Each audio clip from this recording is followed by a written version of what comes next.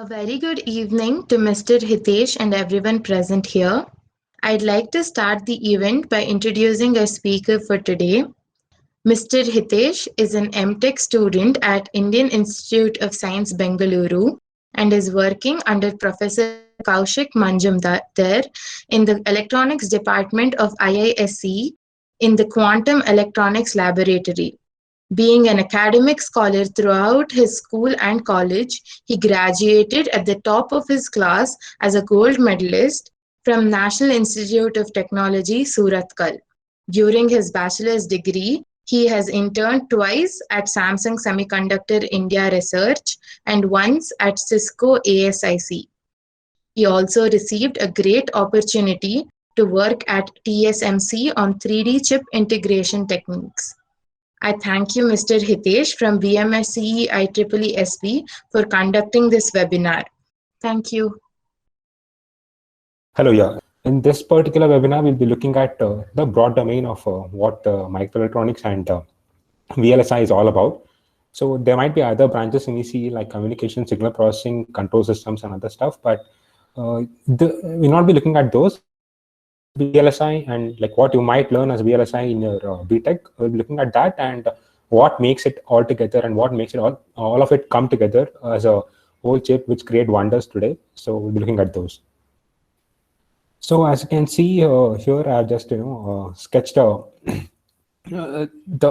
things that majorly form the microelectronics and VLSI design in a nutshell. So the one that is below this here is your application, like what you guys see as a in the world today is what is this, and then there is something beyond this. This is like the backbone. The top of this is the backbone which forms all of this which is possible today.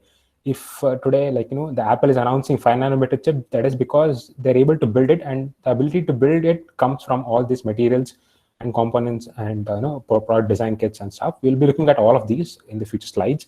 And there is something which you see, like high performance electronics. You may be seeing the Galaxy Fold today, or many other stuff, right? The foldable TVs from LG's, which are already been prototyped and displayed. All of these, and then brain computation. Like if you are into this field, you wouldn't know that Intel and IBM are working on this brain computation. We look into it. Like even if you are not, don't know any of this, we'll be looking into it in a glance. Touch through it and go. And then there is some other, other than that, there is lightweight electronics, like your embedded systems, IoT sensors are getting more and more popular.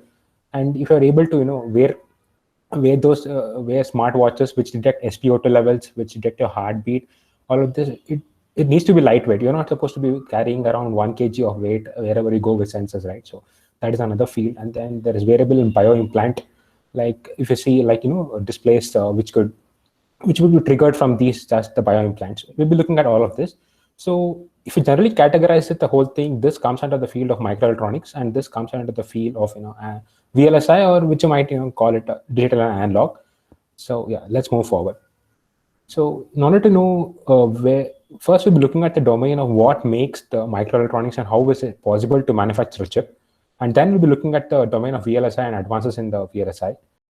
So yeah, let's start from where did it all start? So basically, the first transistor was a BJT, but it was not built from silicon. Like there's problem with the silicon. We'll just look into it why it was not built from silicon. Then it was William Shockley, Bardeen, and Brattain who were a lot working in the Bell Labs. It was during I think it was during Christmas Eve when they first invented the BJT. Before which there were vacuum tubes used for switching purposes. So the idea of a transistor was used as a controllable switch. Before which there was vacuum tubes for use for the same purpose of what transistor used to do, the switching purpose, and they were bulky. Like if you have if you have a grandfather or grandmother who keeps old radios, you can open up and check it. You will find one of these inside that. It's quite fascinating if you open up and see how these works. So it was the first transistor was built using germanium and not silicon. So the idea of the transistors were there, and even with transistors, the computers looked bulky at that point of time. So this guy called Jack Kilby, who is the founder of Texas Instruments, he came up with an intelligent idea. So basically what he did was, he was working for the US military at that point of time on radio transceivers. So basically it's a thing which sends and receives radio signals. So and he used to build a device, right? So there's an amplifier and there's many other stages like local oscillator which generates the oscillation signals. and there is an amplifier which built up transistors, and it was a block type design. Like in your lab, mostly, like at least in my college, in our lab, when we used to build systems, we used to have like chips, like with an op amp, and then you have resistors separate, then you have wires. You used to take a breadboard and assemble it and then do it. That's how people used to do it in the olden days as well, when they used to try to build a radio. So he noticed that there's a lot of interference and a lot of unnecessary signals, like, which has been exposed to the outside world, which is unnecessary. Like, you don't need it. And there's a lot of interference from the outside world, which is influencing whatever you want. Like, let's say you're trying to receive a 93.5 FM, and then there is some other noise from the background, right, which is also influencing this and corrupting the signals. You don't need it. So he thought of an idea, like, why do you need to, have a modular components and then assemble it together on other separate, like PCB or stuff? We'll all integrate it together, like put the local oscillator, the amplifier, and everything on a single chip, and then we'll package it. Like when I mean package, just seal it off or shut it off from the outside world, so that internal signals are not exposed to the outside world. So this again was made from germanium. It was not a silicon transistor. So he came up with an idea of what's called an integrated circuit. So integrated circuit, in a general sense, means you put a lot of functioning components of transistors together, and you do not expose any of the internal signals to the outside. Just the signals what you need is exposed to the outside world. So here's a question for you guys. I'll think about it. Like, even though most devices today, like 99% of them are made from silicon, why didn't any of the transistors, none of the previous inventions start with the silicon transistors? Just think about it. We'll answer it as we move through the presentation. So after Jack Kilby invented the concept of integrated circuits, then there was another important company which is not existent today. It's called Fairchild Semiconductors. Many of you might have heard of it or may not. So what Kilby did was an analog integrated circuit. It was an analog chip. So Fairchild came up with started making integrated circuits for digital. So they invented the 4-transistor, like, it's not invented, they managed to fabricate the 4-transistor flip-flop. But that's the 4-transistor flip-flop with the manufacturing technology available in 1960s costed them $50 to make. And $50 in 1960 is like some $300 today. So accounting for inflation and stuff. So that's how costly that's a 4-transistor chip used to cost in 1960 was. So once the manufacturing technology became more and more feasible, more and more reliable, they started improving the yield. So it costed less, but they were able to make the same 4-transistor, 4 flip-flop circuit with a lower cost. And then the Fairchild market something called semi-custom chips. So these are like configurable chips where you can make it to function. Basically, these are like FPGAs of the olden days. You can configure it to make some or function or logic function or something like that. So it had 150 logic gates, and they were able to successfully manufacture it. So this guy is Robert Noyce. So him and Moore, they were a part of Fairchild Semiconductors, which before, and they were the ones who revolutionized the idea of integrated circuits and packing more and more transistors onto the chip than before. So what he's holding in his hand is a mask. So we'll come to it what a mask is in the future. This thing. So they co-founded Intel together. So Intel was actually one of the giants who was pushing the technology forward. We should thank them for currently being in 5 nanometers, even though they have left the competition and slipped out of the competition in recent days. They were the ones who pushed the technology very fast and successfully pushed the technology very fast. And so they came to Santa Clara and they founded Intel. And then once it was founded, like, they started manufacturing, they started working around technologies, improving technology, yields and stuff. And it was 1970, they started selling 1 kbit RAM. So 1 kilobyte RAM is nothing, like, even the cache inside a mobile processor is above KBs, right? So this is nothing when compared to today's technology, but we will get to it, like how it worked through them. And then in 1971, you might have heard of Ted Hoff. You can just look up his name on Google, and there's one paper by this guy. He said how we built the first microprocessor. So the ideology of microprocessor started at that point of time. This was an Intel 404. It's built using a 10 micrometer process, and it had 2,300 transistors and stuff. So there's facts. You can just go through them in the PPT if you want. So then they built the 808. So 808 was the revolution, right? It was the first CPU which could be called a CPU. Like it could do many other functions other than one particular function which was destined to do. So and this was the one which started being used in the PCs and personal computers and stuff. And then came a little bit advanced version of this called 8080, and it was 6 micrometer pulses. And then the frequency started hitting 2 megahertz at that point of time. So if you look at what currently is today, then you should be quite fascinated by what we are and what nodes we are at today. So this is a die shot. So basically, what is inside the Intel i9 10th generation processors. So this consists more than 7 billion plus transistors, and it is manufactured in 14 nanometer FinFET plus node. So we'll look at what FinFET is and stuff in the future slides. So yeah, so just like look at the change in over maybe 50 years. There's been change from 6 micrometer to 14 nanometers. So that's how advanced the industry has got, and that's how microfabrication has led us to creating wonders in this field. Okay, so let's start looking at how this process evolved and what are technological evolutions which happened throughout these things. If you look at cost performance trade-off, right? So there's this like if you want more performance in general, you need to put in a lot amount of cost. Like if you want to buy an auto, it will cost you max 30,000, 60,000 rupees. And the comfort is such that you can go at a max of 80 kilometers per hour mostly.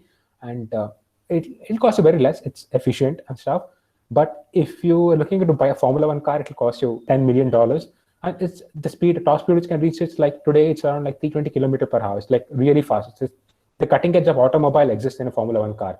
So that is how the cost performance trade-off is.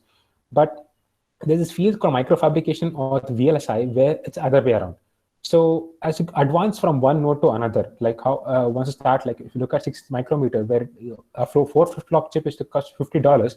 Today, the Apple M1, like if you know the MacBook which contains the Apple M1, which is a 5 nanometer desktop chip, it costs you like less than maybe like $50. Like the entire chip which contains 16 billion transistors costs $50, while the 6 micrometer manufactured node chip in 1960s used to cost $50. So this is the only field in the entire technology or science, at least which I know of, in which you get for a lower cost, high performance with changes in nodes. Like if you start going from 14 nanometer towards 10, like then maybe 7, 5, as you go downward towards 5, the cost becomes less. And then the performance starts increasing because you can pack more and more transistors into it. So this was a famous Moore's law, which he stated Gordon Moore in a very different way. He said, okay, so you take a chip area, and then you, in the current node, if you pack some amount of transistors, then in the next node, you can pack double the amount of transistors in the same area. So that is what he said, Gordon Moore said. So, but there was always a question, right? Wondering in the industry, how small can we get? Like, how small can we go?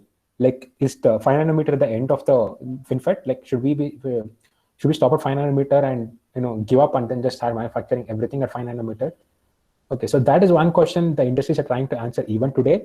So at least I can confidently say that there is going to be 3 nanometer and 2 nanometer process. We'll be looking at those transistors as well. So below 2 nanometers is still a research area, so which is still people are working on. So that was how Intel and Moore's law said. Yeah, any question? Okay. Yeah, see, like my question is see, even though how many ever transistors you keep fitting and keep reducing the size of the chip, like for example, Intel is still stuck at like 14 nanometer, AMD has come down to 7, and now Samsung and Samsung Exynos and Apple M1 are working on the 5 nanometer along with along with Qualcomm. Yeah. Which all are bringing their chips to ARM-based architecture rather than x86, right? Yeah. So like how many like transistors like there is a limit to like how many transistors you can fit in, right? Because see, right now the Apple M1 can fit in like 16 billion transistors, I think, in that chip, in the 5 nanometer chip. So like, is there a limit to which you can fit the transistors? Because then there is the question of the architecture of the transistor also. Like, so like the depletion region might be too thin or too huge. Like, yeah, so one thing I would like to answer here is you can fit any number of transistors you want on a die, but the die area will start increasing. That's the thing. So Moore's law is about, given a fixed die area, how many transistors can you fit in a given node from one node to another is what Moore's law said. But let me answer your question briefly. We'll get into it in the future. So the architecture is something, it's something different from the fabrication technology. in terms of speaking, in terms of fabrication technology, given you can fit any number of transistors you want in a die, just that the die size keeps increasing, and the yield will start decreasing. Like if you start increasing, like if you look at, I think there's one group which has manufactured 1.2 trillion transistor in a single die. When I say a die, it's like a piece of silicon on which you can fit number of transistors. So it's basically a chip, like single chip. So that is what you can fit any number of transistors you want. Like adding more transistors just gives you more functionality. It doesn't affect the limit in which you can there's no limit to how many transistors you can fit, just that the yield will start decreasing. When I say yield, it's basically, okay, so basically you have a die like this, okay, consider this a circle. So what to do is, in the fabrication, on a single die, they manufacture many chips. Let's say each of this, like 1, 2, 3, 4, 5, 6, 7, 8, 9, let's say, each of this is a single, let's say consider it's Intel i7 or something. So given this die area, the amount of transistors you can fit in this doubles from one node to another. Like if you could fit 1 billion in 14 nanometer, you can fit 2 billion in 10 nanometer and so on. And the smaller you make this area, I mean, like the smaller you make this area, the amount of chips, like say, you take this circle, it's called actually a wafer, and you get 100 dice out of it. If this area is smaller, then you get a lot of functioning chips, like out of which you may get like 98 of them which function. But you can take the same silicon and just make one chip in the entire thing. Let's say a big one, right? And you can fit a lot more transistors in this and add a lot more functionality on this chip. So this the problem with this design is it will yield you less. Like if you get 9 chips from this, let's say 9 big ones, mostly 2 will work. That's all. So that is how so it's the limit of the manufacturing technology. It doesn't affect the performance like a good chip. No, But so the performance. But don't you think, like, if we increase the size, then the efficiency will decrease? Like it'll take more power to work. Like so that is what we're trying to do, right? Like the amount, how much ever we are decreasing. So like 7 nanometer to 5 nanometer, the power consumed by the chip to work is much lesser. So that is what we are aiming, as well as increased performance. Yeah, that is okay. So there are two kinds of this thing, right? You're looking at the application level. So there is different application levels. Okay, so at server, let's say look at server stations or brain computations, they require a lot more functionality than power or restraint. So they do not look at power or area restraint. So they just want to pack in more functionality, get like as many basically they're looking at performance. So when looking at like in servers and all, they do not care about powers. They have efficient cooling systems which do take care of heat dissipated and stuff. So they are looking at these kind of designs. So when looking at laptops and stuff, they're looking at these kind of designs. And if you want to pack in more transistors, then there's only one way. So the ability to pack in more transistor comes from the decreasing channel length. Like 5 nanometer, 3 nanometer, you can pack in more functionality from 3 nanometer node than 5 nanometer node. So yeah. But in this, as I said, you can pack in. So yeah, as I said, the manufacturing technology is not limiting your design. The application level, like at application, what you want to achieve. If you want to achieve less power, high performance, then obviously you need to keep your die area small. And if you want to make it cost effective, you have to keep your die area very small. Actually, that's another technology called we'll get into it in the wireless domain. There is something called chiplet design and a single die design. Like AMD is adopting something called chiplet design, and then Apple and like Intel and all, they go for a single die design. So I hope I answered your question. Yeah, so just let's start looking at the different transistor nodes which came throughout this the revolution, which the transistors which came out and what we are at today. So the first one was obviously the BJT, which was the first invented transistors. Yeah, so it has an emitter, a base, and a collector. So in a BJT, the problem was there is some. Okay, so first of all, there is two kinds of devices called diffusion-based and drift-based. So is BJT or diffusion-based or drift-based device? Okay, so if you're confused what diffusion and drift means, so in a diffusion kind of device, it's very simple. Let's have a device like this, and there is let's say you're looking at doping profile. Then if a doping profile looks like this, then there's a concentration gradient, right? So it's just like a water tap example where you have small amount of water here and large amount of water here. So effectively the water starts flowing from wherever there is larger water to wherever there is small amount of water. That is an example of diffusion. Like you have a concentration profile in which there is a change in doping, like what happened in p-end diode. Like if I have a P and a N, then for P, let's say, and then a N here, then the electrons is, there is a insufficiency of electrons here and large amount of electrons here. So there is a concentration gradient, and the electrons start flowing into the P region, and the depletion region forms. So that is a diffusion transport. So if you're looking at drift transport, it is very simple. Let's say you have we come to the example of a MOSFET, where you have a channel of electrons, and then you apply electric field voltage at this point of time, and between these two nodes. So there'll be a creation of electric field, and under the influence of electric field, the electrons move. So that is a drift transport. So that is, in layman terms, what a diffusion and a drift transport is. So is BJT a diffusion device or a drift device? Diffusion device. Yeah, so BJT is a diffusion device. That's good. So yeah, so the problem with the BJT, here are some equations, like if you want to know what it means. So you have emitter base collector, and then the collector current is highly influenced by the amount of emitter area, like basically area of emitter, because area of emitter influence how many electrons or how many charge carriers are injected, right? So and then there is diffusion length of the electrons, like how far it can go, like to change. Basically, this coefficient indicates like change in concentration gradient versus how far how fast it can move. That is of Tn, you can consider as a figure of merit, which indicates that. And then there's obviously intrinsic carrier concentration, and then the concentration of the base, the doping concentration of the base, and the width of the base. So the smaller the width of the base, the higher the collector current, like higher the amount of current you can achieve. And this higher the concentration of base, the smaller the amount of collector current. So that is the basic what this equation is trying to tell you. And there is obviously an equation parameter. This is all models, right? So this is a mathematical model trying to interpret what the device is trying to do. And then there is a famous equation which all guys know, that the amount of current injected from the emitter goes into both collector and base. So you just add up the equations. So the problem with BJT was that it was a word. Okay, so basically, like when you study example in BJT, you study something like this, right? So P and P. So you might consider it as a horizontal device, but actually BJT is a vertical, like how it is manufactured.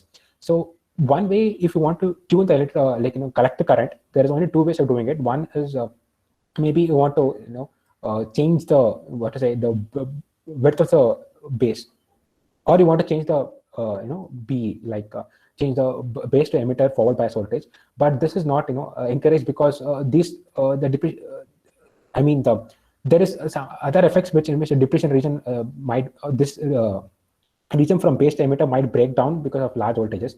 So in the manufacturing of a BJT, generally the WB is kept fixed. It's a vertical device. Like when you manufacture the BJT, you manufacture it vertically. Like first you put the collector region, then you put the base, which is very, very thin. So in this it looks big.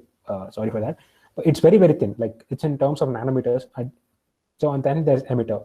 So, and also in a BJT, there is base current being injected. So there is being current. Like if you're trying to look at a switch, then if you want to switch between collector and emitter, you need to inject some current. So there's current being drawn from the base, which is adding to the power consumption.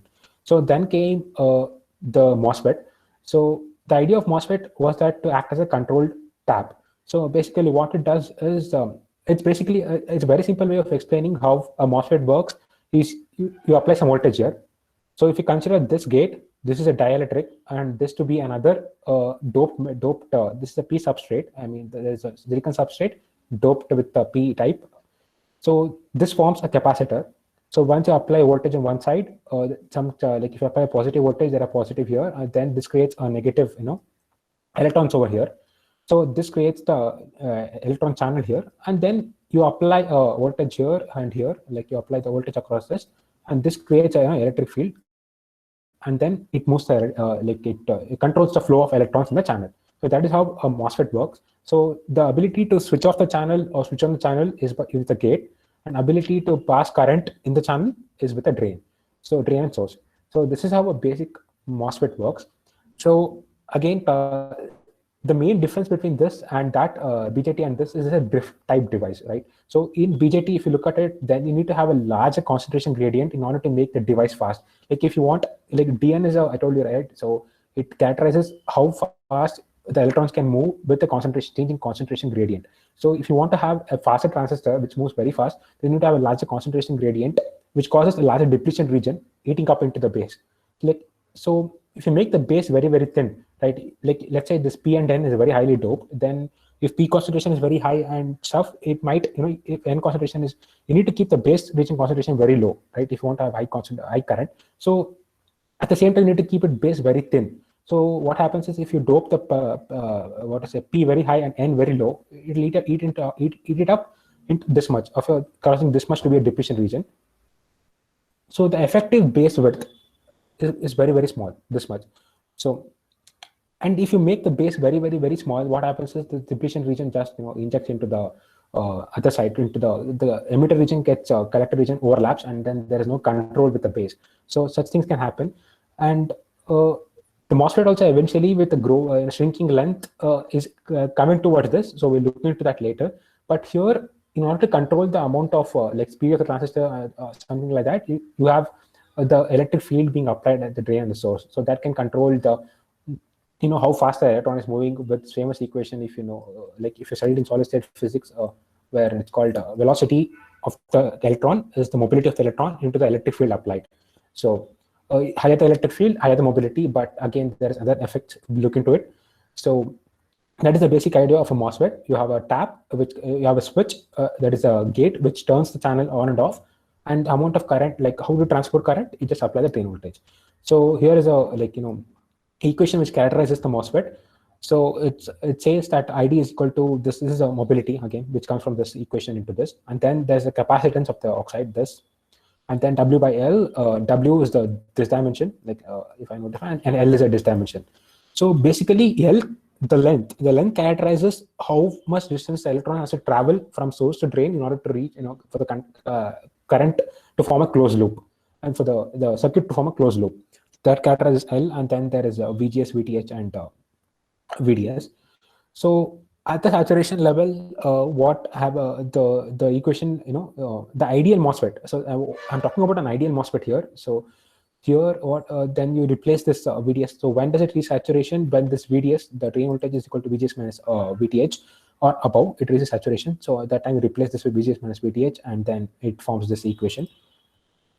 So let's look at the a graph of the MOSFET. So why I'm looking into this is like eventually we're going to look at short channel effects. So like what happens when you try to decrease the length more and more and more, and like one of them is this addition of this term, right? So this, like if you look at like I don't like in a college, I don't know what node you're working with, but when we were in NITK, we used to have like a lot of nodes. Like we had 180 nanometer, we had 65 nanometers and stuff. So when we used to characterize, like when I say when you run simulation with 180 nanometer nodes, right, it looks something like that. But in your books, right, they tell something like this, right? So they say like once there is pinch off, like when I say pinch off, when VDS is equal to VGS minus VTH, at this point of here, the channel doesn't exist anymore. So and then after which the current remains constant, and whatever you do with the VDS, it doesn't affect the current, is what people say. So this is the ideal curve where till VGS minus VTH, it remains, follows the other equation, and then after which it remains constant. So one of the first short channel effects which came into picture was the channel length modulation. So what happened was, if you start increasing the drain voltage more and more, like if you start increasing the drain like voltage with the drain more and more, the channel, the pinch off region used to extend. Like okay, so how would I like, let me put it in a very simple terms. Like if you have a very large channel, let's consider like some let's consider for ideal 500 micrometer channel, and if you're looking at some, let's say 3 volt technology node, and then if you increase the drain to 3 volts, that is the maximum you can go, the channel length modulation or the amount of pinch off region might be like some 1 micrometer or something. So 1 micrometer compared to 500 micrometer is very, very less. So that effect was not much pronounced at higher length nodes. But once you start shrinking more and more and more, right, let's say again take the example of the same, but let's look at the channel length of 180 micrometer, with the same 3 volt is applied, and then let's say you get around 3 volt is applied, let's say you get the same 1 micrometer itself, okay, just for ideal case, then the amount of channel length that is changed with respect to the original channel length in this node compared to this is very significant. Like 1 by 180 is much more than 1 by 500. So that started influencing, and then an additional parameter had to be accounted in order to make the model. So these are all mathematical models and model correct, and so they include something called channel length modulation. So this accounts for the effect in change in VDS after saturation region. So you might ask, why is current increasing even though the channel is getting shorter and shorter? So one of the reasons is that there is a very complex electric field profile from this region to this. So that is how the transport happens after the channel length has been, like in the pinch off region. Like here, the channel length becomes the electron concentration becomes 0, and here to here will be a very complex electric field profile whose electric field strength keeps on increasing with increasing VDS. So that, like, you just bring from electron from here till here, and then the electric field will take care of it further. So higher the electric field, like, just swift through, like the electron comes there and then, like, so it goes from here till here. So that is one of the reasons. It's still complex. Like if you look at it, if you look at solid state physics courses, you will get to know how it actually happens. So that was the account for this. So this was, we can say, the start of the short channel effects, like where the ideal MOSFET start deviating from what is expected to be this and start going towards this. And today's MOSFET, if you look at 65 nanometer nodes and stuff, it is really, really complex. So we'll come into it later. So this you can say was start of the MOSFET, but the one thing that revolutionized the digital industry, like if you the digital industry has been constantly moving forward. They've been pushing forward like towards lowest nodes. It is possible because of this an abstract or to say a basic building element called the CMOS. So CMOS is a complementary MOSFET where you use both an NMOS and a PMOS. You build an inverter, like if you you build a PMOS above and then followed by NMOS, and then this forms an inverter. So you use an inverter. This is a basic building element, and you build other logic gates like NAND gate, OR gate, and using those you can build other stuff. So so the entire concept of VLSI is built on the concept of hierarchy, where you start using smaller elements to build bigger elements, and those bigger elements to build some much bigger elements, and then use those blocks to build something useful. So these were the start. The CMOS was the start of it. So okay, so many of you might wondering, like, how do you scale down? Like there is 180 nanometer, then there's 135, there's 90, then 65, 45, 32. Like how did people come up with like 30 nanometer? Like why not 100 nanometers in the middle? Why not 70 nanometers in the middle? So there is two scaling methodologies, and one of them was invented by a person called Dennard. So he so we'll be looking at first a constant field scaling, and then we look at constant voltage scaling. Constant field scaling gained more popularity than constant voltage scaling. You can just Google up Dennard scaling to know more about this.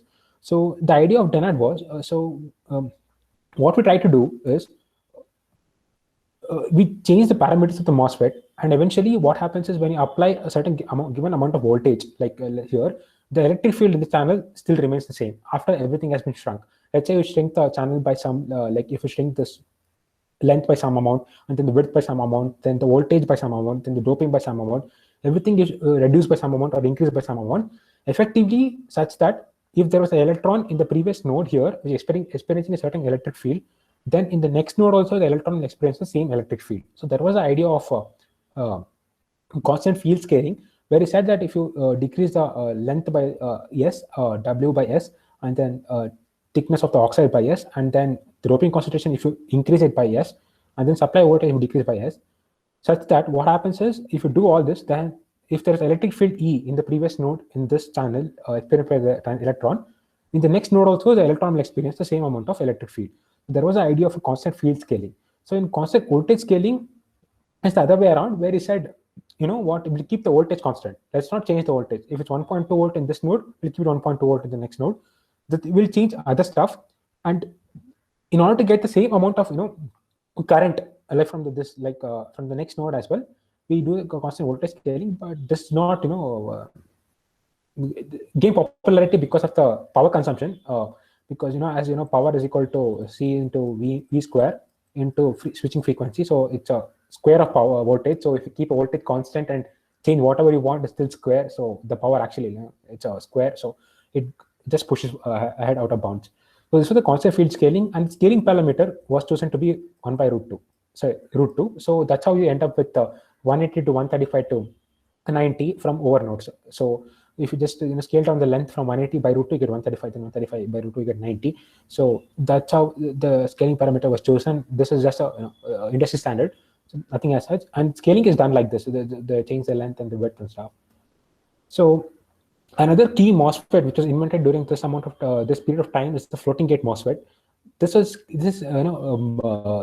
widely being used in your memories. Like if you see your maybe your laptops will have a hard disk, like the magnetic hard disk, and then okay, so the mobile will have the mobile. This is one of the reasons why mobile devices became famous, and solid state drive SSDs are becoming much and much cheaper because of the ability to fabricate more and like stack more of these in vertical stacks. So the idea of a floating gate MOSFET, in layman terms at least, is very simple. So you have a control gate, a gate oxide, a floating gate, and tunnel oxide. So this tunnel oxide will come. So I have another PPT on the need on the quantum tunneling. We'll look at it in the future. I mean, we'll look at it in the next slides. So idea is you apply a certain amount of gate voltage, and then if the gate voltage is very, very high, what happens is some electrons in this channel will tunnel through this and come into the floating gate and get stuck there. So initially, let's say this had a threshold voltage of, let's say, 0.5 volts, okay? And then let's say you write into this. The writing is basically applying a large amount of voltage, so the electron comes and traps here. So next time what happens is, like, if you want to read it, right, you need to, if you want to read the value what is there, you need to switch on the transistor.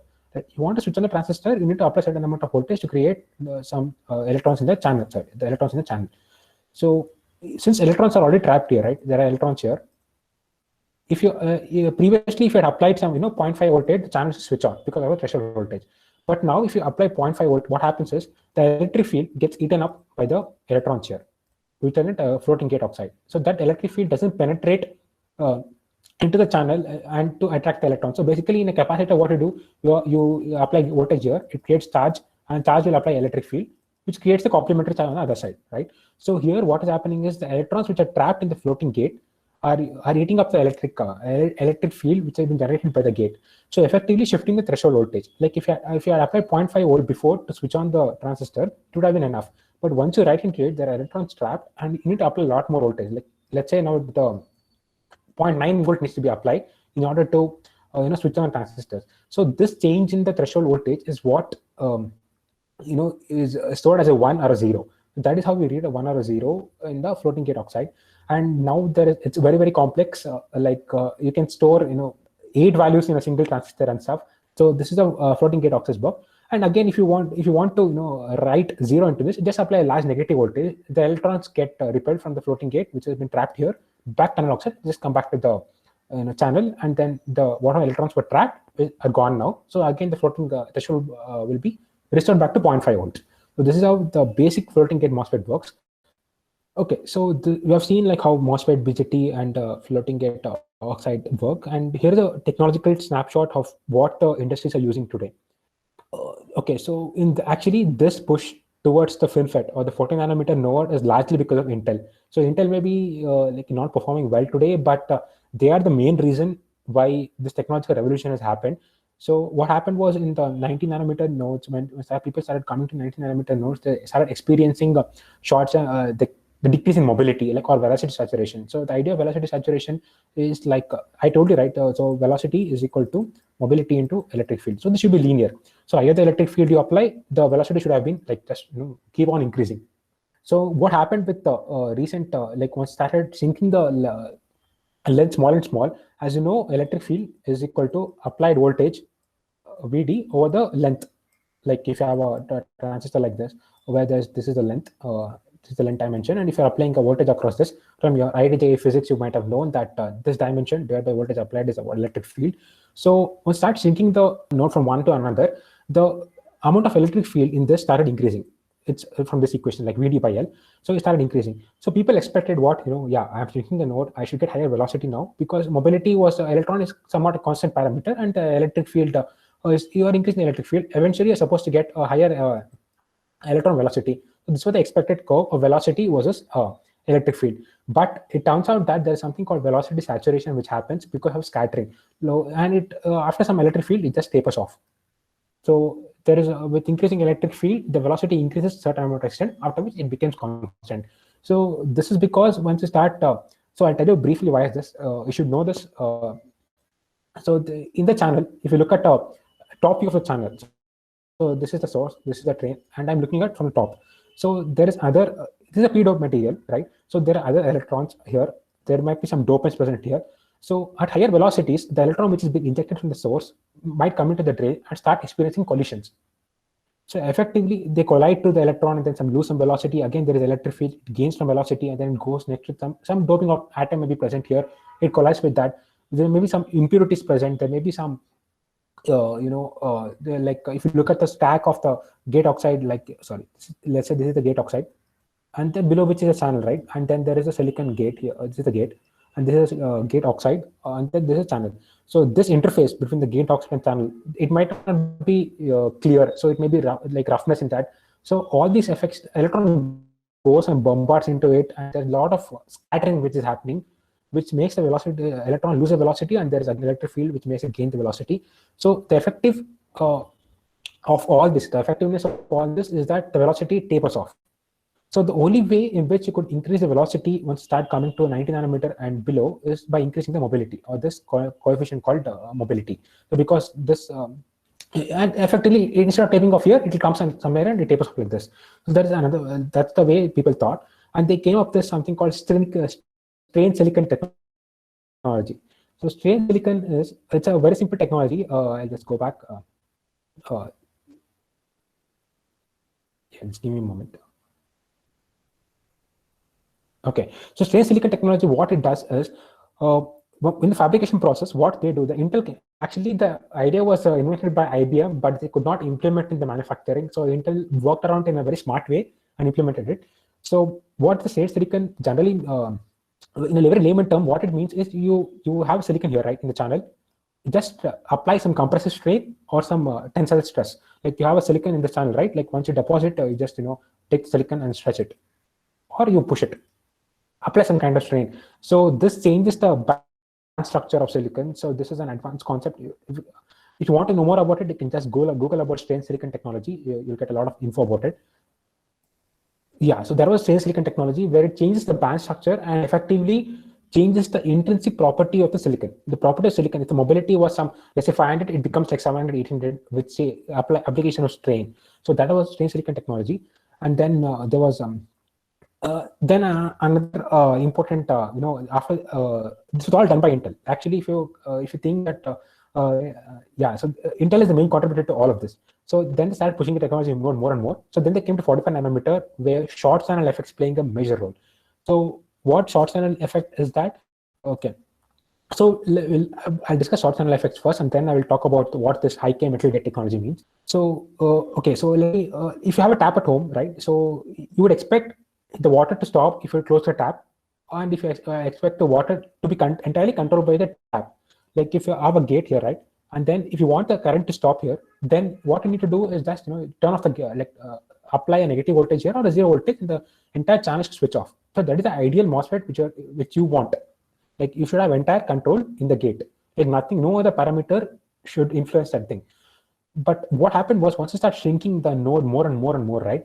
There were many short channel effects, like the drain voltage started influencing this. The drain voltage already started influencing. If you could see, I showed right it started influencing with channel length modulation, where the current used to increase with the increase in the drain voltage. But there's something other called drain induced barrier lowering, which was even worse. Like especially this was worse for the memories. So what happened was there was certain amount of threshold voltage, let's say like 0.5 volt, and threshold voltage used to change. Like it was not constant. Like if you expected let's say I expected if I turn my tap 3 times, I expected my water to flow fully. If I turn off my tap three rounds, then I expect my tap to completely be off. But drain induced barrier lowering is like I apply a certain amount of drain voltage here, and then my threshold voltage starts changing. Like if it's 0.5 volt here, then my threshold voltage will become like 0.4 or something. So this drain started influencing the channel. So the gate, the drain started influencing the channel. Then there is something called punch through. So punch through is a very, it's very relevant today, and it is one of the major design areas which people are working. So what punch through is like, if you look at a MOSFET, there is N, there is P, there is N, there is P. So wherever there is a PN junction, from the basic diode technology, that there is a depletion region formed because of the doping, because of concentration gradient. So punch through basically is the depletion region becomes so wide that this depletion region and this depletion region touch each other. So and then the electrons, you don't need to apply electric field or anything, just sweep from here till here without any control from the gate. So the gate will not be able to stop the flow of current from source to the drain. So that is punch through. And there is surface scattering. Again, as I said, silicon dioxide, the channel surface, the ability to make nice clean surfaces with decreasing channel nodes became less and less. And there's velocity saturation, which I talked about. There's impact ionization. So yeah, impact ionization and hot electrons are very in the recent days, it's becoming very evident. So impact ionization is basically a breakdown mechanism in avalanche breakdown. If you studied avalanche breakdown, you know impact ionization. Like if you have a very short channel, then even if you apply a very small amount of voltage, because of channel length, the V by L, because L is very, very small, the electric field will increase rapidly. Because of high amount of electric field present, the electrons, right, they start off with a very high energy. So they come here, they come and collide into a pair, and they create electron hole pair. That electron hole pair will gain again high amount of energy, and then they come and create another electron hole pair.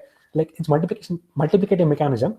And then that multiplication mechanism creates a lot of charge carriers, unnecessary carriers, which cannot be modulated by the gate. So that is impact ionization. Then there is hot electrons.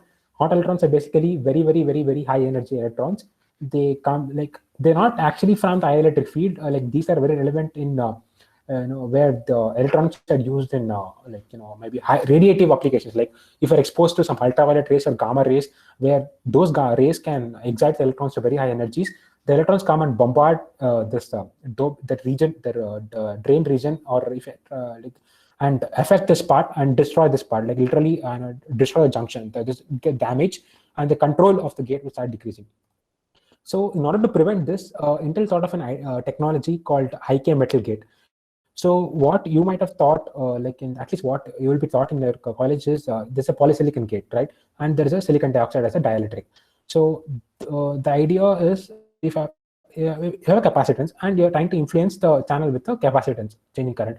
So they replace the stack, like silicon dioxide polysilicon gate stack, with metal and high-K dielectric. So silicon dioxide has some dielectric value, I think about 3.9, if I'm not wrong. You can just go ahead and check it. So in the recent days, they use a metal as the gate and then hafnium oxide HFO2 as a dielectric, because it has a very, very, very high dielectric value. So once it has a high dielectric value, the effective channel control from the gate started increasing. Like you had if you look at capacitance value, it's epsilon K by D, and then and one more thing they did, they started decreasing the dielectric thickness, right? So because C is equal to epsilon A by D, so and then you start decreasing the thickness, you increase higher capacitance. Higher capacitance means you're able to mirror the charge very effectively. Like if you whatever try to put on the gate, it gets quite mirrored effectively at the channel end. So that is what they try to increase the capacitance.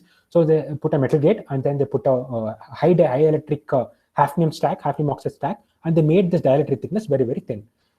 This led to so this was in 45 nanometer node, and then they had to come to FinFET. So one of the reasons why they came to FinFET was if you make this gate, right, this very, very, very small, what happens is if you try to apply voltage here, there are charges which are present here, and if it's very high voltage, right, if it's like this let's say there's a technology node which supports only 0.8 volt, okay, and then if you try to apply 1.2 volt or something, the electrons will just tunnel through and enter the channel. Like you do not have any, like there'll be a leakage, leakage from the gate side. So the gate starts leaking. So why people started in MOSFET, like why MOSFET gained more importance than BJT is because there's no current injection from the gate side, unlike in BJT where there is a base current injection. So that is one of the reasons why this thing came into picture. So yeah, so that is the short channel effects, and then this is how the stacking happening with 10 nodes. And there is two important things which you note here, that all these things manufactured in the FinFET node, it's all in this. There's a planar MOSFET node. When I say planar MOSFET, it's a normal MOSFET. So we look at what FinFET is also in the future. So analog IDMs or the analog industry is still working with 65 nanometer, 45 nanometer, max 32 nanometer. 28 nanometer is the max to max they can go until someone figures out how to design the same amplifiers with FinFET. So retail industry has been pushing rapidly towards like 5 nanometer and stuff.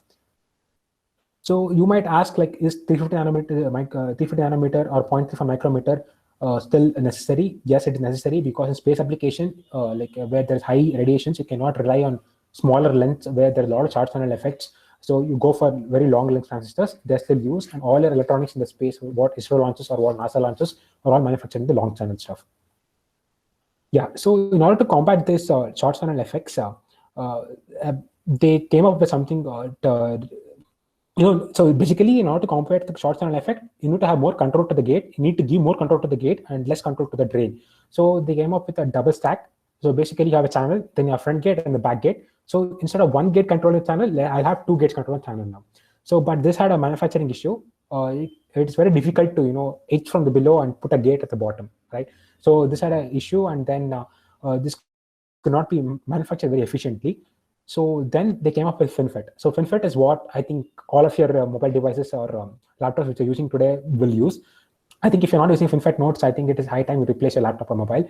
So there's a planar MOSFET. This is the general ideology of planar MOSFET, where you have only one surface of contact to the source and the drain channel. So in a FinFET, they said, okay, I need to increase my channel control, but I cannot do it with a double gate MOSFET. I will try with tri-gate MOSFET. So this is a stack they invented. This is called, if you look at it, it's a vertical stack. So the idea is that it's a vertical stack. So that is one thing you need to notice here. And channel length is this. So, and you have three, right, the gates are surrounded at three ends. Like if you at the top, at the left, at the bottom. So this is a 3D FinFET node, which most of them are using today. It works very similar to the MOSFET. There is no difference. I mean, the physics is a little bit complicated. The equations are complicated to model it, but it's again the same switch and control mechanism. You just apply a voltage to the gate. It's based on channel. You can use the drain and source to control the current amount of electrons flowing through. So yeah, okay. So this is a microelectronics background. Like I think I'm running out of time maybe, so I'll be a little quick. If you feel that I need to stop and elaborate on any section, just let me know. I'll do that. So we'll look into the VLSI now. So till now we looked at what enables VLSI, or what manufactures the VLSI chips and stuff. So now we look at the data analog, like what basically VLSI engineers do. So this is a Apple iPad Air 1. This Apple iPad is from very, very long ago. Like I think it's 2008 or 9 iPad. Okay, so this you can just go on techinsight.com and you can find out this. They opened up the iPad and they try to explain what all is inside this. As you can see here, so the one thing I would like you to notice in this is, for everything, right from Bluetooth to Wi-Fi connection to display controller, everything is a separate chip. So there is touchscreen controller separate. You have a CPU separate. You have memory separate. Then you have audio codec. Look at this. Like you have a separate audio processing unit. So there is everything. Like there's a serial EEPROM, right? So everything, display driver controller, everything is separate. Even the sensors are separate. So this, so they should manufacture chips separately for each one of them, and then they used to make a PCB. And then on the PCB, they should integrate everything together and put a functional thing. So in the recent days, does it happen something like this? Yeah. So there are two divisions. Again, so there is a CPU division where there is just CPU, and then you build a very high performance CPU and then get the most out of it. You build very high performance. Okay, when I say CPU, it's like very high performance single unit cards. Like you build a very high performance display controller, very high performance just a CPU, very high performance GPU, and then you integrate it together on a single PCB. And that is this domain. And there's another domain which is called system on chip. Like many of you have heard of these in the terms. Like all your mobiles are system on chips. So what a system on chip is, like in a single die, you take a single die, it has everything, right from CPU, GPU, your display controller, your wireless, your Bluetooth, everything. So that is the basic idea of system on chip. In order for a single system to work, what all you need, the entire thing is on a single die package or a single chip. So that is the idea of a system on chip. So there are two kinds of products, CPU, SoC products. As I said, SoC is generally used on mobile platforms. So laptops are now tending towards SoC. Like as you can see, Apple M1 is a system on chip. We'll look into it later. And this CPU products are generally used in data centers and server stations, where you need high performance from each unit. Like in a server station, it's like intense amount of workload. So you need a dedicated CPU which does that. So that is a difference between major CPU and SoC products. So the idea, as I said, about a SoC is that you put everything onto a single chip. You don't need to manufacture separate chips for separate functionality. You pack all the functionality into a single chip. So that is the idea of a SoC. So this is how the SoC progress, SoC integration started. Like initially they used to put just the communication modules. Let's start with wireless communication, and they started putting those into the chip along with the CPU. And then they came power management units. So PMIC it's called. So it's called power management integration ICs. So they started including those also as a part of the functionality only. And then they came FM radio, then power amplifiers. Power amplifiers are basically antennas. Like when you talk to someone over phone, you need to transmit the signals, right, from your phone to the station. So power amplifiers are used for the same. They just transmit the signal what we're talking and then to the antenna, and the antenna transmits it. So this is the SoC ecosystem. So basically, if you look at it, a single chip contains this entire thing in a single chip. If you look at a mobile, like I don't know how many of you follow this YouTube channel called Jerry Rig Everything. So it's called Jerry Rig Everything. I think it is good. At least the electronics engineers should follow it. It like tells how advanced we have got from the previous mobiles. It basically tears down the mobile, he opens up the mobiles and shows what's inside. So if you look at the recent mobiles, right, there is the PCB is like very, very small. The PCB itself is so small that there's only a single chip on the entire PCB, and maximum maybe there is one more antenna or something maybe lying around, and there's connections. So a single chip contains all the parts that are necessary for the entire thing to function, and it is integrated onto a single chip. So that is what a single SoC means. So SoC ecosystem is becoming more and more favorable for high performance, low power electronics. It is moving towards, like all of us are moving towards SoCs.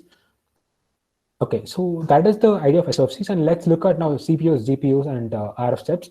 Like as one of your friends like initially asked about instruction set architecture. So so basically, what instruction set architecture tells you is the interface between the software program and the hardware what I've built. So when you build a CPU, you take a certain set of instruction set, and then you try to implement the instruction set on your hardware. Like if I give this instruction, let's say if I have an instruction called add, then if I give an instruction to my hardware, if I encode in machine like zeros and ones and give to my hardware should recognize it as an add instruction, and then should compute the add. So that is the instruction set architecture. So generally, today there are two broad kinds. There's one is RISC and one is x86. So x86, the idea with x86 is that you build custom hardware for all the functions. Like even if it's a instruction which is used very, very, very less. Okay, so basically add, multiply, divide, it's commonly used, like everyone uses it, right? So you like even if you write a very simple program, you look at add, build, multiply, basic arithmetic functions. So you use it very commonly. Like in general, if you have a program, it is said that like you have a program, let's say Python, any random program, 80% of the instructions are very common, like add, subtract, build, string comparison, all those. But x86 is like something ahead of it. It said, what if you have specialized instructions? What if you have vector multiplication? Let's say you want to multiply a huge vector by another vector.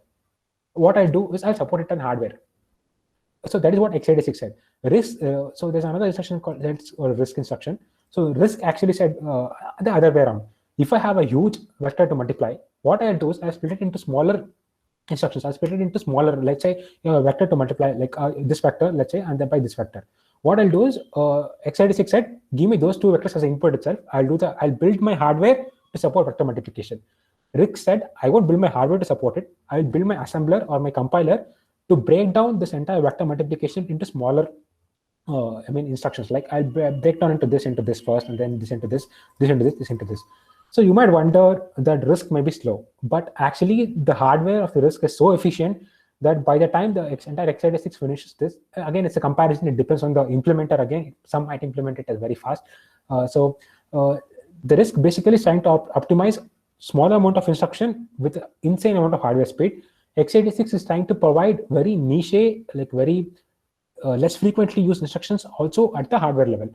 So that is what the basic difference, two kinds of architecture which exist, RISC and CISC.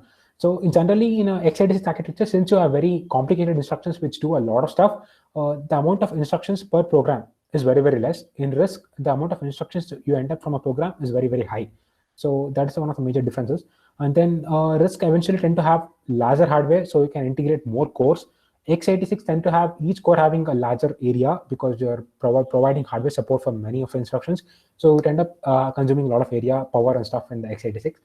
So if okay, so let's look at some of the designs. Like, so what basically? Okay, so there's one more thing you guys need to know. There's something called cache.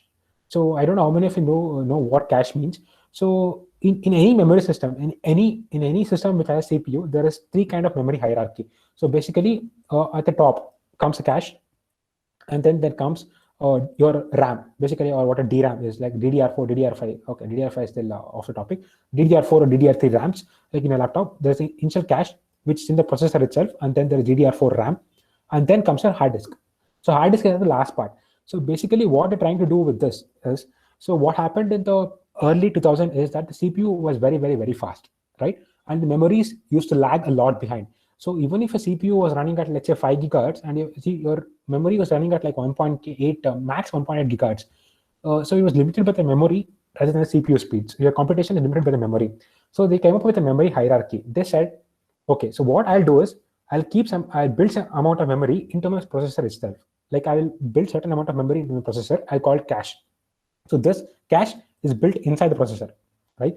So and then comes the STRAM. Then I will provide the next level of hierarchy where I'll have some RAM, dedicated RAM, like 8 GB or 16 GB, which is outside the memory, which is outside the CPU, but very close to the CPU, right? It's not inside the CPU, but outside the CPU, but very close to the CPU. And if my cache, like if my data is not present in my cache, then I'll go and look into the memory or the RAM. So basically, this is the cache. The top one is the cache. The second one is your RAM. And then they said, okay, what if I have a very, very, very, very large program to store? So what I'll do is, if I do not find what I'm trying to compute or what data I want in my cache, then I'll go look into my RAM. If I do not find what I find in my, if I do not find what I want in my RAM, then only then I'll go and look into my last element. This is called the virtual memory. Basically, this is your HDD or the large SSDs which you use today, like the 1 TB SSD, 1 TB hard HDD hits here. So basically, when a CPU is trying to compute, right, it always looks into the cache first. So this is why cache is a very important performance parameter in your CPUs. So at least my laptop which I'm using today has, like that's like maximum. It has only 6 MB of cache. So look at this is the latest 5000 series Ryzen CPUs. So the technology or the microfabrication has enabled them to manufacture 70 MB of cache inside your CPU. That's a great boost. Like the performance you can get from 70 MB of cache is insane. Like you cannot even compare. Like it's tremendous amount of improvement. So that is one thing I want to guys to know, like how the memory hierarchy, how the CPU tries to access your memory. So this is one kind of this is CPU I'm talking about. Then there is the CPU. Then there is GPU, obviously, to do the graphics task. So basically, they are concerned with more of vector multiplications, machine learning. They are special cores. This basically they are very parallel cores, like a lot of parallel cores, which does very specific task. Like the computer graphics, the computer. If you have a machine learning, there is a lot of convolutional neural networks, which are like basically DSP filters. You need to compute those. You need a lot vector multiplication. Basically, they implement vector multiplication in a very, very efficient way, and they have a lot of cores. Like you might like if your CPU has 8 cores, this will have like some 1024 cores or something like that. CUDA cores is what basically is this. And then this is the digital side, right? And then there's always an analog side. You cannot exist without analog. So analog and digital together form a chip. Like if you were like telling your friends analog is dead, is not dead. Analog is still on the verge and rise even today. It's like equally important as digital. So this is the RF. Like RF IC design is the boost. And like if you ask me who is the highest getting engineer paid in the entire VLSI industry, it's the RF engineers. None of the digital engineers get even half the salary as RF engineer. But RF design is even very, very, very tough. You need to take a MOSFET which has a lot of short channel effects. Like you saw that, right? Like you in the ideal MOSFET, it looks something like this, right? When you taper off, like the current, but in the MOSFET, when you're trying to design, at least even in 65 nanometer node, the curve looks something like it literally goes like this, and like so not it doesn't come back. It goes like this and then goes like this. You need to use this unreliable mathematical model to build systems which work. So that is what RF engineers do. They're trying to push the frequency, the operating frequency of what you can do. So the Qualcomm is one of the leaders in this. As I said, NVIDIA and AMD are both in the GPU market. In the CPU, as you know, there is AMD and then Intel. So Apple recently switched to RISC processors or the reduced instruction set processors. And then there's another company called SiFi. If you've not heard of it, they make RISC processors. So you can look into them as well. So this is the general idea of CPU, GPU, and RF chips. So this is a look into the Apple M1. So as I said, right, even the desktop CPUs are moving towards SoC integration. So if you look into this, at least the laptop I own, I have a separate DRAM. Like I do not have DRAM integrated into my chip. I have a separate modular DRAM which I can change. If I want 8 GB, I can put in 8 GB. If I want 16 GB, I can put in 16 GB.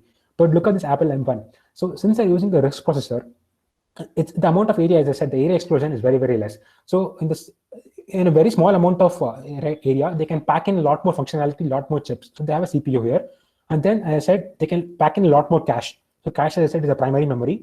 And then there's a GPU, obviously. You need, even if you do not have a GTX like like or RTX 3090 with you need to be able to support basic display features of a laptop. So you need to have GPU built into your device. So that is GPU is there, and then there's Neural Engine to support some of the machine learning and stuff. So and then there is something called a fabric. Like this fabric is a very recent addition to the once system on chip coming to things started coming together. They started introducing something called a fabric. So as you can see, all the elements, they're all connected to the fabric. None of them are interconnected to any of them. So fabric is like a switch. It's a programmable switch. Like let's say at any point of time, you're doing a graphic task and you want to configure more communication between CPU and GPU. You just can configure the fabric to give more bandwidth from CPU to GPU. That's it. So fabric is generally a general switch. It gives you required amount of bandwidth to communicate from one to another. Let's say doing a very memory intensive task, then you need to give more bandwidth from CPU to DRAM. Just tell the fabric to do so. A fabric will say, okay, I need to give more bandwidth from here to here. So fabric is basically a general switch.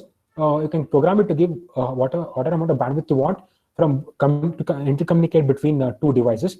So this entire thing is a one type. It's not like it's packed inside a one chip. So this is one of the revolutions, at least I could say, because Apple, they implemented the RISC. Like RISC was thought to be not good for desktop applications. They proved it. It's good. It's pretty good. It's quite good. And then it has a lot of amount of transistors. No doubt. Yeah.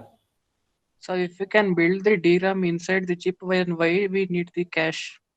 In this thing, in this design, at least cache is implemented using the fast transistors. Okay, if you look at the DRAM transistor, right, it's a single transistor. So the DRAM looks like this. You have a capacitor, right? And then you have this is a one transistor DRAM. You can just you can just go and Google one transistor DRAM, you'll get the structure of it. So you have a transistor here, using which you can control right into the capacitor, right? So in the cache, it's not like that. Cache uses another technology called SRAM. It's a 6 transistor technology. So the major difference between this DRAM and SRAM is the speed. So what SRAM does is, okay, so basically, let's say you have a capacitor which is not connected to any voltage source, and let's say you have one stored here, okay? And if you want to read that one, the capacitor has to discharge amount of current, right? It does not have any connection from the ground or don't have any connection from the supply node. Okay, so basically I'll tell you how a SRAM works, and then we look at how a DRAM works, okay? So SRAM is like a cross-coupled inverter. You have a high power node, and then you have an inverter like this. Experiment drawing, it's like this, and then you just convert like it's a cross-coupled inverter. So whenever you want to read a data, right, you can these are the nodes. Okay, so this is connected here. Sorry, just think like this, and there is in a SRAM there's always a connection from either VDD or 0 to the place where if the data is stored here. Either connection. If you're storing 1, there is a direct connection from the power supply to 1. You're storing a 0 here, then you have a direct connection from 0 to this. So whenever you're trying to read from an SRAM, right? So with the reading lines, if these are reading lines, when you enable this path, you have a direct connection. If you're trying to read a 1, you have a direct connection from the VDD to the line. And if you're trying 0, you have a direct connection from the 0 to the ground. So this is the idea of a SRAM. So you have that one thing you need to remember is you have a direct connection from the power supply to your bit lines. So this makes the reading fast because you have a direct voltage supply. In a DRAM, it's not like that. You have a capacitor, right, which stores the charge, right? And then if you want to read it, the capacitor has to discharge. The capacitor can only store finite amount of charge. The power supply can store infinite amount of charge with it, right? So if you want any amount of current to the bit line, the voltage supply is able to give it. The capacitor, you try to read it, and then this data gets destroyed. Then you need to again store the data. Then basically it makes the DRAM very, very slow. You can just look at it. You can Google one transistor DRAM versus 6 transistor SRAM. You will get the differences. So the cache is built using SRAM, which makes it very, very fast. Like if you're operating at, let's say, 3 gigahertz of CPU, then your cache can operate at least 2 gigahertz, while a DRAM can operate at like 1 gigahertz or something like that. So that's why you need a cache. The idea of building a DRAM into the SoC is that you are making the communication path, right? Even if you have fast DRAMs and fast CPUs, there need to be some protocol between which you need to interact between the DRAM and this. Like you need to send, I want data, give me data. DRAM will say, yeah, I have the data, I'll give you data. He'll say, okay, I sent the data, did you receive it? CPU will say, yeah, I got the data. So an acknowledgement protocol will take a lot of time if you're building this outside, if you're building a DRAM data outside it. So that's the idea. So cache can operate at a very fast speed because it's made of SRAM. At the same time, cache cannot, get the same as a DRAM. So that's the difference, right? You might now ask me, if cache is fast, why not build a 8 gigabit cache? So basically, in order to build 1 bit, like if you want to store 1 bit, then it requires 6 transistors in a cache. If you want to store 1 bit in a DRAM, it requires only 1 transistor. So got right. At the same region where you can pack 1 bit in a cache, you can pack 6 bits in a DRAM. So that's the idea. So basically, speed versus area compromise. So I hope you answered the question. Let's move on. So this is the idea of Apple M1. So let's look into the future. Like what might come into the future is this is what is currently in the present. Like this is what industry is looking at present. What you have been using. Like if many of you at least you might be interested in buying an iPad 12 Pro Max, you would have seen a 5 nanometer node already. So let's look at what is upcoming in the future once you go below 5 nanometer into 3 nanometer, 2 nanometer design. So these are all just estimates. These are all in the research stage. It might or might not come. So don't take my word on it.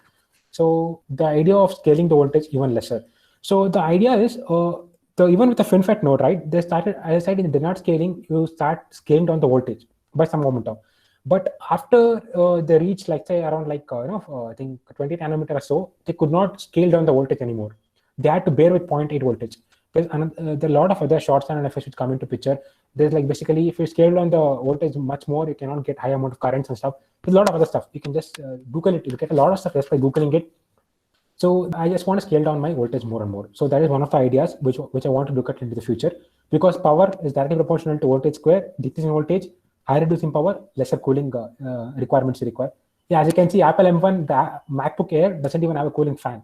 It just works with passive cooling. So that's insane. So if you're looking at less and less voltage, then cooling is not required at all. You can build high performance without cooling. So and then there is replacing silicon. There are a lot of other materials which are coming up. Something called 2D materials. So in our lab, we will work a lot with 2D materials. We look at it, why 2D materials are required and stuff. So yeah, this is how we're going to go down replacing this. I'm just going to talk about 2 transistors which might, which you guys might encounter in the future. You should know what it means, at least at the very layman terms.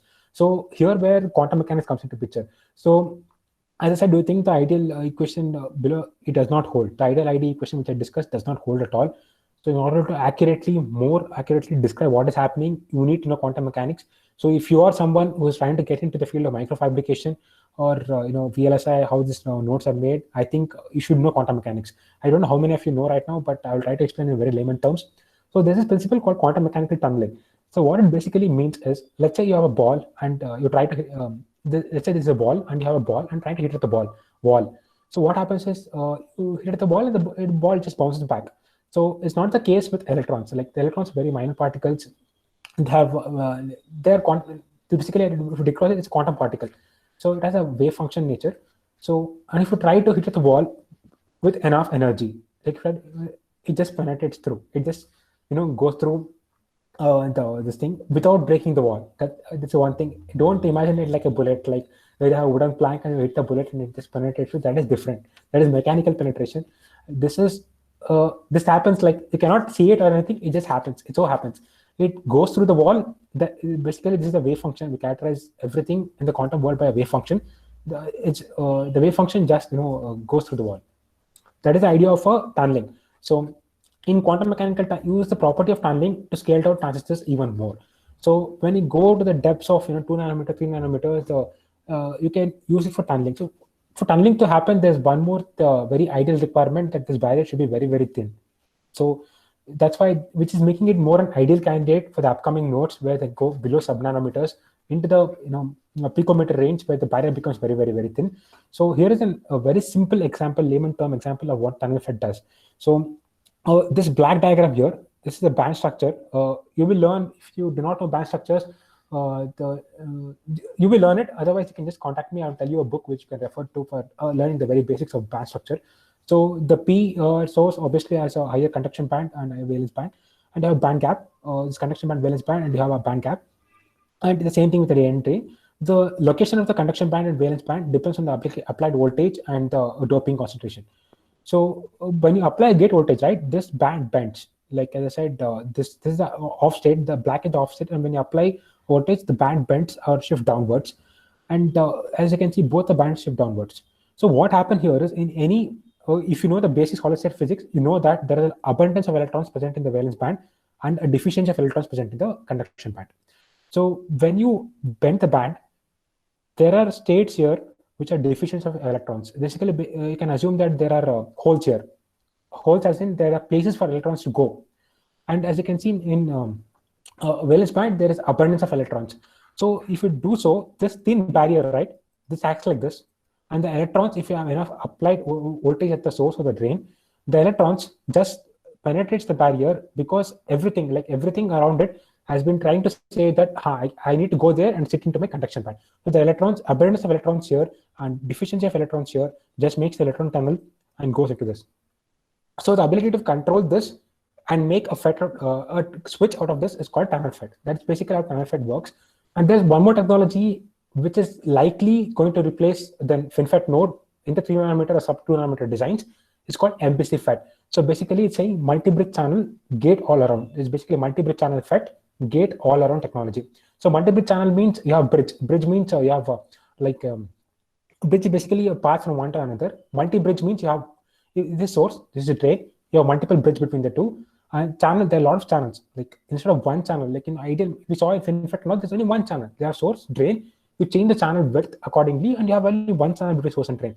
So in this, the idea is you build multi-channels. Like you have one channel, two channel, if you want more width. So the idea is you have transistors, let's say both are width W. If you connect them in parallel, then the entire transistor can be replaced by a single transistor with width 2W, right? I think you know this. You can refer to Razavi if you do not know this ideology. So the same ideology has been used here. You have one channel with, let's say, a fixed width. And if I want two width, I just stack two channels. And I stack it vertically. That is the idea. Like, see, there's a die area, and you want to pack in more and more transistors.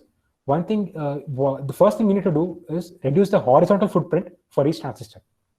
So each transistor, if you have a higher width transistor, then it obviously takes a lot of horizontal footprint. If you look at the planar MOSFET. So in this, if you want more width, you're just looking at higher vertical stacking. So that is what a multi-bridge channel is all about. And it's gate all around. Like in FinFET, if you look at it, it's gate on 3 sides. In multi-bridge channel, it's gate all around the channel. It gives you the highest amount of control ever seen in a FinFET till now. It's already been developed. It's apparently yielding good results. Samsung has already published it, paper. You can look at IEEE Explore for how it works and the physics of it. It's similar to MOSFET as well. Excuse me. Yeah, so this is how the multi-bridge channel, and this is mostly going to be replacing your FinFET for 3 nanometers and below. So let's look at some of the future materials which might replace the silicon which is currently being used today. So one of them is the wonder material graphene, right? So as I said, in the curve, if you look at it, V is equal to mu into E, the mobility was a factor which is limiting the amount, how fast the electrons can move from source to drain, indicating the velocity. So graphene has the highest mobility of any material which has been seen today. Like if you have silicon, it's like 1350 centimeters square per volt second, but graphene has like 10,000, 20,000. Like that's insane amount of mobility. And the theoretical FT limit. So FT, in layman terms, you can think of like how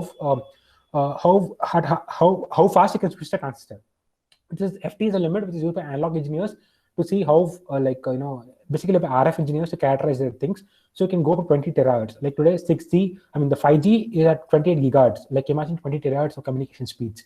Then it's high thermal connectivity.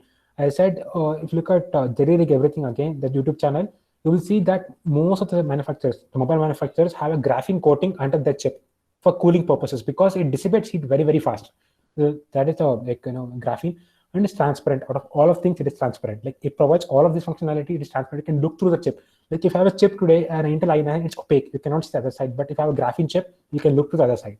That is insane. And it's quantum material in all aspects. So it is, considered to be a future material to change the industry. But it has its own disadvantages, which people are realizing today. It doesn't have a band gap like silicon, which means that you cannot effectively turn it off. You cannot turn off a transistor. Basically increasing its static current. Like in silicon, if you switch off the gate, it turns off. In graphene, it will turn off, but the amount of current, even in the off state, is very much higher compared to silicon. They're working around it. Some of them have found very good results. So this is one of the potential applications of a transparent technology. Imagine phones which are transparent and yet able to operate really well, right? So there is display like transparent buses and stuff. And as I said, they can use terahertz source and detectors. Then there is supercapacitors, superinductors, which are, supercapacitors are considered to be the future to replace batteries. Like you can pack in a lot amount of energy in a very, very small area. And then there are other 2D materials. Like initially it was thought that only graphene is a 2D material, which is very good for us. But then there are other materials like TMDs, this is called transition metal dichalcogenides. So, and then there is instead of hafnium oxide, you use HBN, it's called hexagonal boron nitride. And here is a very simple transistor structure. Basically, what you do is you have a silicon dioxide, and there is graphene. Basically, this is a drain. Graphene acts like a metal now, actually, and then there is a source. These are metal contacts you can assume, and then there is a 2D material channel. Okay, basically in channel you had in normal MOSFET you had a silicon.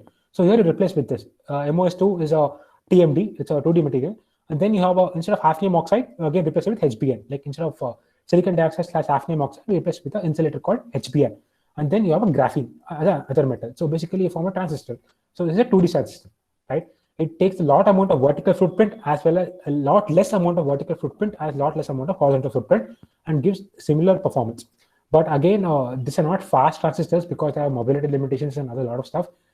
It is maybe they might replace the silicon in the 10 years to come, but not anywhere in near future. And the best part about all this is none of the silicon transistors designed today are flexible. Like if you're looking at flexible electronics, then they are made of 2D materials and something which is not 3D, basically very thin layers and stuff. So these are other potential applications. Your Galaxy Fold displays are made from 2D materials, and then there's a LG display. And then, okay, so these are solar cells which are made from graphene. Basically, it is a window. If you put your room, window is transparent. You won't even feel that it's a graphene. It's really transparent, but at the same time, it's generating electricity. It's transparent windows to generate electricity. And then this is another. I gave an example of a micro machinery. So this is a engine. It's a clutch plate. As you can see, at the nanoscale, this clutch plate is made at like micrometer scale. It's called MEMS, like microelectronics and mechanical sensors. So this is a MEMS device, a clutch plate. You have a bike, an Apache bike or anything, you have a clutch plate. Clutch plate made at a micro scale. Like imagine lightweight motor vehicles or drones or something, very light, small drones. You might use these. And there is, as I said, displays where you can, implant them onto your skin, and then you won't even know it's there, and bands and such. So another idea which I want to put forward is the new upcoming field of neuromorphic computing. So our brain, which is very different, different from a digital processor, in a sense that in digital processor, what happens is if you're trying to communicate from one mobile to another, you do the computation in a digital domain, like you compute in terms of zeros and ones, and then you transmit an analog signal, like you send it to the RF chip. The RF chip sends to the antenna as a continuous signal, and then you do the communication in analog and computation in digital. A brain actually works other way around. It communicates between neurons in a synapse, like electric pulse stuck. So it's a digital type communication if you try to model it, and the processing of information is analog. Basically, it does analog signal processing, if you can say. So in order to simulate a brain activity on a normal chip, if you have 100 billion neurons and let's say there was a supercomputer which tried to simulate the brain activity with the 8944 processors. It took 40 minutes just to simulate 1 second of brain activity, right? So you need to work around it. You need to build a structure using VLSI which mimics the brain, rather than trying you have a general structure and try to do the algorithm, do the software, do the mimicking for you. You need to do it at the hardware level. So Intel and IBM are working heavily on it. It's called neuromorphic computing. People who are interested in this, you can definitely try it out. It's a very upcoming and active field, especially for artificial intelligence, because we as humans, we don't need to see thousands of dogs to recognize it as a dog. Unlike an AI, need to see thousands of images of dogs to recognize it as a dog. We humans can see once, okay, we make one mistake, two mistake, max two mistake, and at the third time we know it because our brain structure is different. So they're trying to build AI chips with a completely different ideology than what GPUs and CPUs today are built with. So this is an example processor called Intel Loihi, LOIHI. You can Google it up. This apparently is equivalent to a squirrel brain. It can perform the same activity as a squirrel brain. So this is brain on a chip or neuromorphic computing. So this is how I like to conclude my lecture by saying that this is the broad domain of microelectronics and VLSI. There are a lot of areas which I didn't cover, right? So there is energy storage and generation, which again comes into electronics and materials, the microfabrication stuff. There is displays. People are interested in optoelectronics, like how LEDs, how your fast displays. People who are into gaming might I have a 144 hertz display. Like you guys might be having a 240 hertz display, right? So how the ability of switch fast, that all depends on the displays. So this is another active area driven by gaming industry. And there is computation, as I said, neuromorphic computing, your server-based computing, your normal desktop computing. Then there's healthcare using electronics like to monitor healthcare, then human interactivity, like wearable technology and all that. There's a lot of stuff, lot of materials to go around, and so this this is a very opportunistic area. So there are some questions like I would like to answer it very fast. So I think Syed has asked, how did Intel accommodate 7 billion plus transistors in a single IC? So the manufacturing, the technology node has become very advanced. So today people are manufacturing more. Basically, the channel length has decreased and the horizontal footprint of each transistor has decreased. So, and the reliability of the process has increased. So it is very easy today to even make, I think even in a lab, if you have a good technology node, like say 28 nanometer, you can pack in millions of transistors on a single chip. So it is very easy, mostly because of the advancement in CAD tools, manufacturing technology, and reliability of manufacturing technology. And then Rahul Bhatt has asked, when you're moving from planar design to 3D design, what does the technology node specify? Is it the channel length? Okay, so this is an interesting question. So what happened was until 2014, there was this collaboration of industries called Sematech. So they used to advance the node and correctly signify what channel length means. And they used to distribute, like Intel, IBM, everyone together had this consortium called Sematech, and they used to develop the technology nodes there and distribute it to all manufacturers. Like you can, it was a non-government, like it's a non-profitable all welfare organization. But now nobody actually reveals what 7 nanometer or what 10 nanometer actually means. Some people say that 14 nanometer Intel is much better than 7 nanometer TSMC and all that. But channel length, you can just, as a, you can maybe relate with the horizontal footprint which a transistor takes than the actual channel length. So you cannot, identify actually the channel length, what it is. And it's not related to channel length anymore. So yeah, Sanat has asked, fairly what technology like magnetic hard disk could be wiped by strong magnetic fields? What could be the set of the same SSD because they work on concept of electron wells? Okay, so the SSDs are, obviously you can wipe, but SSDs, SSDs are not, there's a lot of protection built into the SSDs right now because it's like, okay, so basically SSD, if you see a floating gate MOSFET, right? As I said, you can destroy it by either applying a large voltage or a negative voltage or a large positive voltage. So if it's something other than the writer, like something other than me who's trying to program it, it will automatically, block it. Like it has fairly complex security built into it. So all those things are built into the technology. Again, if you want to destroy SSD, it's very simple. Open up the SSD, open up the die, expose it to UV, it's all destroyed. It's very as simple as that. Just open up the die, the package in which the actual transistors are sitting. Just open it up, and then if you expose it to UV, all the transistors are destroyed. Data is destroyed. It's as simple as that. If you want to destroy SSD, but programming it and destroying or applying electric voltage and destroying from the external interface of the SSD is very difficult, and the enough security has been built into it. So I learned that 5 GHz clock cycle is already achievable but economically unviable. Is there any talk on in the research field? Okay, so why 5 GHz is economically unviable is because of the power dissipation. So a cooling technology, like let's say you have portable. Let's say I have a portable laptop. I do not need to have, the maximum cooling technology you can have is like if you want it to be economical and at the same time high performance, a fan. A fan is the maximum you can have, right? You want to go liquid cooling and stuff, it will cost you a lot more. So a fan can only dissipate a certain amount of heat. It cannot, dissipate a lot amount of heat. So people are working on that also. They're coming up with, like as you see, NVIDIA GPU, they came up with a new airflow architecture, which apparently reduces the temperature for the same airflow. So there are people working on that. So why people do not use 5 GHz is the amount of heat generated is so very high. The cooling cannot control it, and the transistor starts to heat up. Once the transistor starts to heat up, the amount of performance you get with switching a transistor which is hot at 5 GHz is equivalent to switching a transistor which is cool at 3 GHz.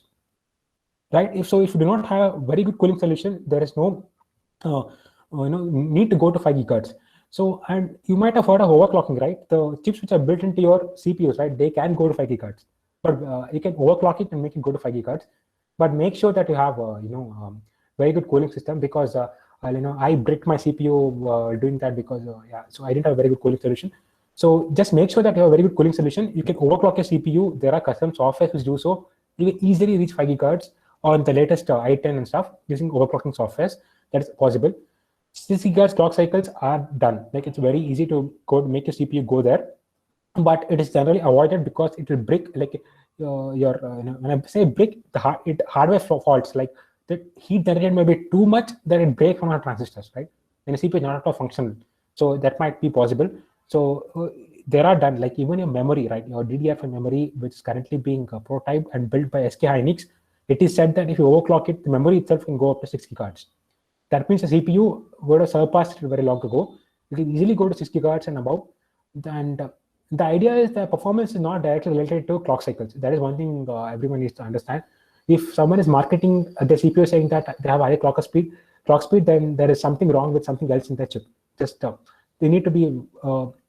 What I'm trying to say is frequency is not the only thing which tells you performance about the chip. So Moore's laws might be broken when we go to smaller by quantum tunneling. Is it tested or just theoretical speculation? Okay. As I said, in a TFET, that's what they're trying to exploit, right? The idea of quantum tunneling is they're trying to exploit, trying to control the future of quantum tunneling and the sub nanometer nodes to make it more and more feasible. Like, build a tunnel FET.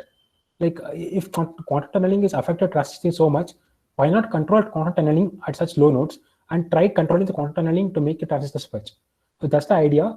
So Moore's law, okay, so Moore's law, maybe it's like slowly tapering off. Like maybe, you may not be able to pack 2x amount of transistors in the same area. So as TSMC lately said, they're able to pack 1.7 times, 1.6 times maybe the same amount of transistors in the area compared to previous nodes.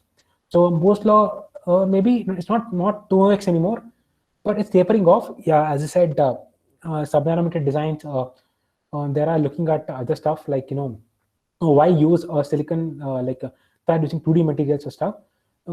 You might expect the amount of transistors you'll be able to pack might get taper off, but the performance might increase because the ability, each transistors might become more fast rather than the transistor area. So transistor area will, the ability to shrink transistor area will reduce, but the performance from each transistors will keep to grow. So that is one thing, at least what we expect in our lab, like at least how we foresee it in our lab is like this.